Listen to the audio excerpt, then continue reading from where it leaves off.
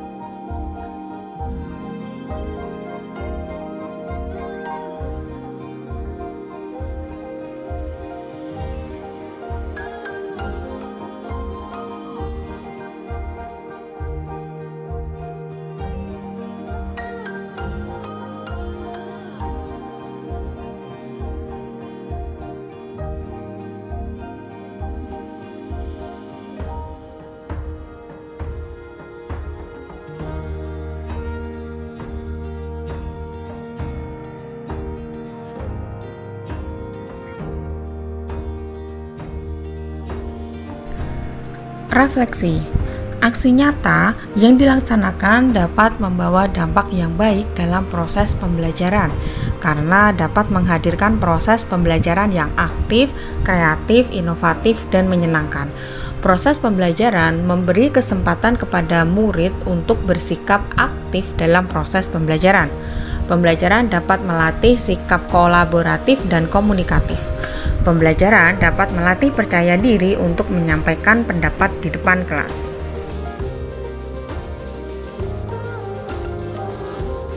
Saya Jatuh Priastati sebagai teman sejawat Ibu Novi Ayuning Tias SPD. Menjadi rekan beliau adalah sesuatu hal yang membahagiakan. Saya melihat teknik pembelajaran yang beliau terapkan di kelas mampu memberikan kesan baik dan pengalaman belajar yang inovatif dan menyenangkan bagi peserta didik. Hal tersebut dapat saya lihat dari perubahan perilaku dan peningkatan pengetahuan yang ditunjukkan oleh siswa. Saya terinspirasi terhadap praktik baik yang telah dilakukan Ibu Novi di sekolah. Hal ini memacu saya untuk meningkatkan kualitas serta teknik-teknik mengajar yang saya terapkan di kelas. Bagaimana perasaan kamu setelah mengikuti pembelajaran hari ini? Saya merasa sangat senang karena bisa bermain pohon dengan belajar. Bagaimana perasaanmu setelah mengikuti pembelajaran hari ini? Saya merasa senang karena bisa berdiskusi dengan teman dan mengerjakan tugas di kertas warna-warni. Bagaimana perasaan kamu setelah mengikuti pembelajaran hari ini? Saya merasa sangat senang dengan pembelajaran hari ini karena saya bisa membuat soal yang saya mau dan melemparkan bola warna-warni. Peserta didik dibekali dengan keterampilan abad 21. Berpikir secara kreatif, berpikir kritis, dan pemecahan masalah, berkolaborasi dan berkomunikasi. Tentunya proses pembelajaran berjalan dengan sangat aktif, kreatif, dan menyenangkan. Peserta didik diminta untuk mengeluarkan apresiasinya melalui presentasi kelompok dan kegiatan yang kreatif dan menyenangkan dalam menyanyikan lagu kreasi siswa. Kemudian untuk pembelajaran berbasis lingkungan. Inovasi pembelajaran berbasis lingkungan, peserta didik diminta untuk membuat pestisida dari bahan sereh yang melimpah di sekitar lingkungan sekolah. Guru bertindak menuntun dan membimbing peserta didik dalam proses pembelajaran saat itu. Peserta didik diminta untuk memanfaatkan lingkungan sekitar. Kemudian pembelajaran berbasis IT, mendukung pembelajaran iptek. Selain membimbing siswa, guru juga membimbing secara personal apabila ada peserta didik yang mengalami kesulitan dalam proses belajar, baik membaca, menulis, dan berhitung, dan bimbingan konseling.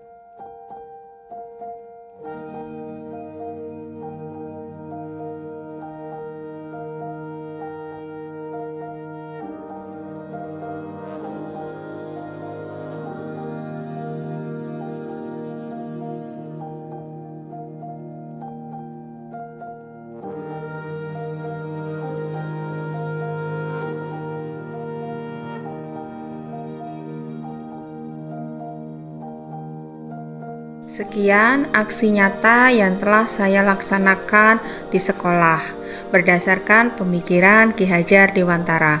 Semoga dapat menginspirasi. Sekian, terima kasih.